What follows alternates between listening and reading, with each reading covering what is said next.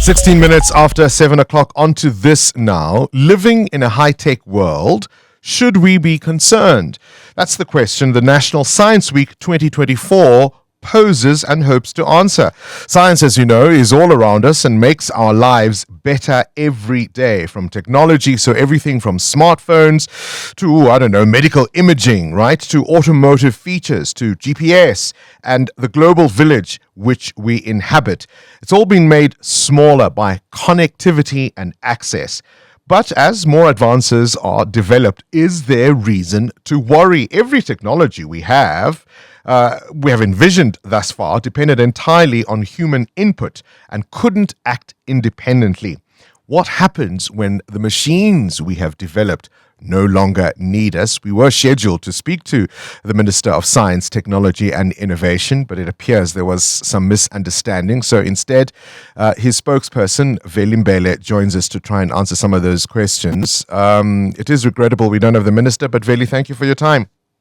Thank you, Mr. Bingwa, for the invitation, and apologies for not having the minister, but we will definitely make sure that we give you another opportunity to talk to the minister. Yeah, because you guys reached out to us, but let's get straight into it.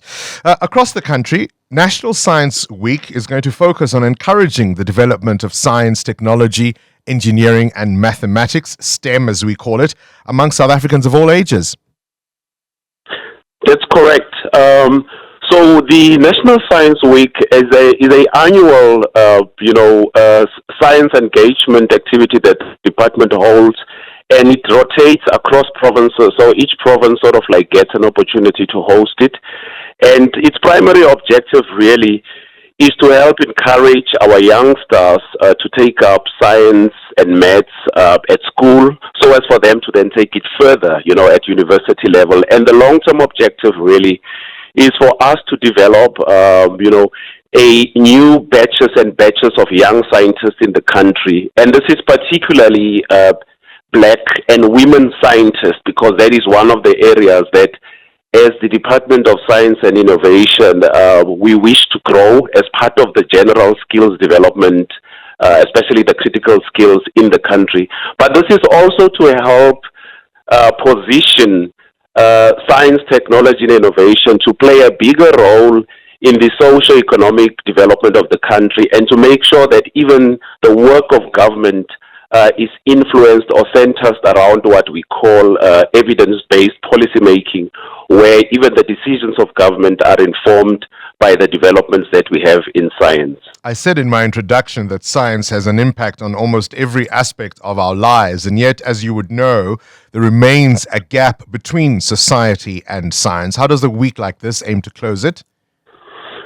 Most certainly. So the minister officially opened the National Science Week at the Central University of Technology, and one of the things he emphasized both at the opening and before was that one of the critical things that we need to specifically address is that there's a historical problem amongst our young people, especially in the black community, that there continues to be this fear for maths and science, and that maths is difficult and impossible to teach. So one of the issues that he raised is that, working with the Department of Basic Education, one of the things that our department is consistently trying to do is to make sure even the manner in which science is taught, it should not be taught in a manner that suggests that it is something impossible or something difficult to do. The minister further made the point that we must encourage our youngsters to take pure maths, right?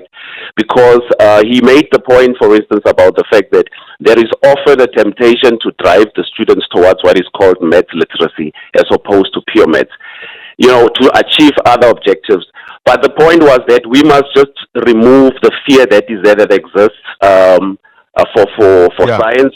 But then critically also, we must get our scientists to communicate the work that they do, which means our science institutions, for instance, like the CSIR and the NRF, to communicate their work to the public in a very simple and understandable manner. And Science Week tries to achieve that, because we have a week-long activities. As you know, it ends on the 5th of October. So you have scientists that throughout this Science Week would be talking to the youngsters who would be coming from the schools not just in the Free State, it happens across the country. And they would be excited through the exhibitions to be shown the various fields of science and what is possible, because the idea is really to excite them and spark their imagination about science and to get them to take up those courses regardless of what their background is. Look, you're highlighting, I suppose, something we all know. In South Africa, the STEM landscape education faces significant challenges. We're talking about access, we're talking about quality outcomes.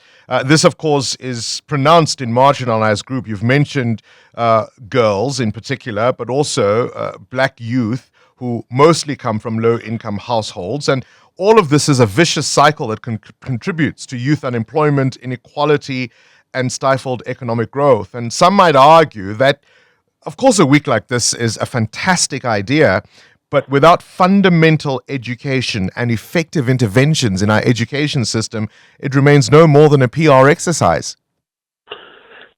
Certainly, that's what it would look like, and this is why we have continuing, cooperative agreements with the Department of Basic Education to see how we can help improve the teaching of maths and science at the basic education level. Remember, as the Department of Science and Innovation, we depend on the Department of Basic Education to help us do the basic, maths and science education. Of course. So we then help with funding at, higher education level, postgraduate level. So that cooperation aims to do that. But also, part of our contribution is that we also have a program to roll out. Rather, we do have existing ones. We have one big one in Kofi science centers, right? Because they also make a huge contribution. So one of the visions of the minister is that he is intending, for his term currently, to make sure that we have, at least before his term ends, each and every province having its own world-class high-tech science center, right? So that in addition to what the children are taught in class about science, you can also have them accessing science as a recreational activity. I'm going to come in here, Veli. I'm sorry to interrupt you, but the point I'm trying to make is that not enough of those kids are being taught maths and science. Yes. I mean, I've got a statistic from the Nelson Mandela University which tells us that in marginalized school, if out of, say, 250 grade 12s, you're lucky if 6 to 25 will take up physical science to the matric level.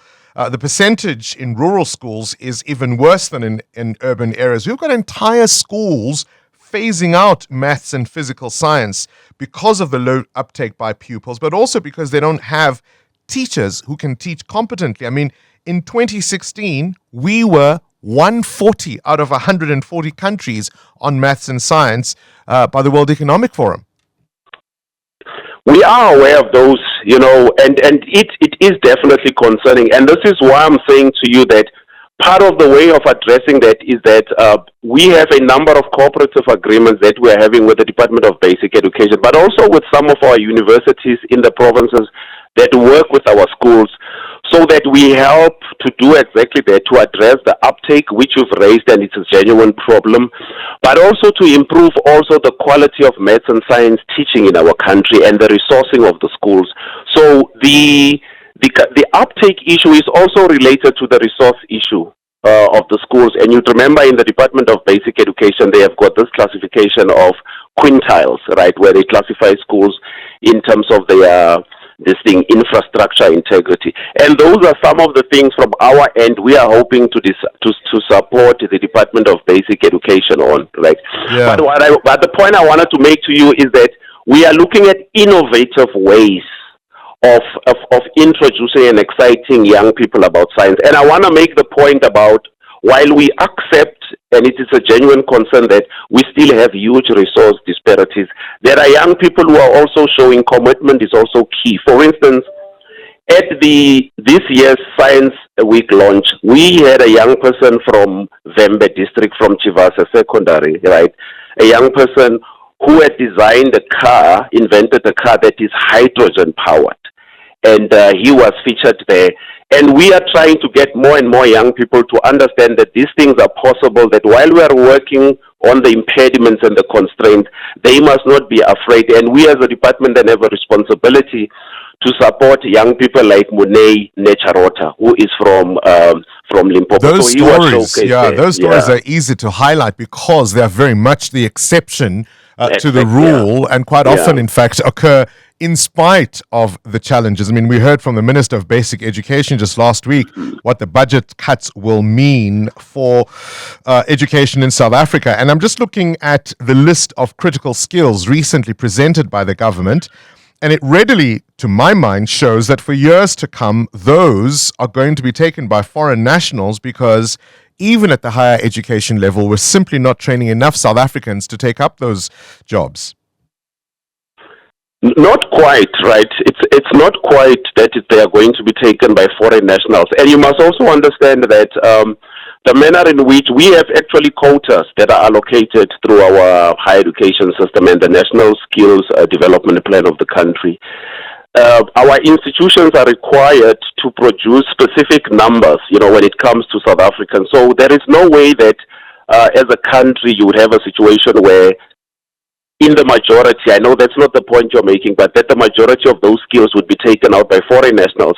But you must also understand it is a normal practice by any country for you to recruit foreign nationals who have got critical skills. So there's nothing, it's not an aberration or it's nothing untoward about it, except that you must do it such that it enhances your own domestic skills base, right? So the country is not doing anything untoward because there are, of course, skills that we don't necessarily have readily available.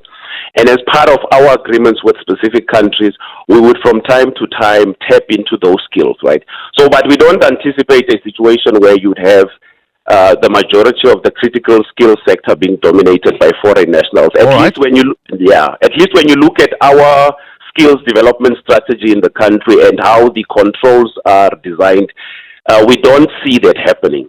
Quite apart from humans from other countries taking STEM jobs in the future, one of the questions we must ask is, as indeed this week seeks to ask, are we sufficiently prepared for the coming advances of technology? I mentioned earlier in the show about warnings about the future of technology. People like Professor Yuval Noah Harari cautioning against summoning powers that we can't control. And my final question to you, Veli, will be this. Last year, I think close to 30 countries, including China, the US, and the UK, signed the Bletchley Declaration on AI, acknowledging the potential harm of technology. What's our position?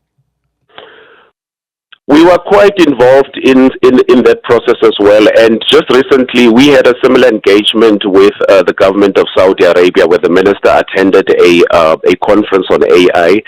And we have a number of universities, one of them, the Pretoria University. Our own science institution, the CSIR, has a huge program on the 4IR technologies. So not only are we involved in both 4IR policy formulation together with, for instance, the Department of Digital Technologies, but we are also designing some of the ethical policy interventions. And we are fairly... But we're not a signatory to the Bletchley Declaration. No, not yet. Current events, developing stories, tough questions, your voice making a difference. This is Breakfast with Bongani Bingwa.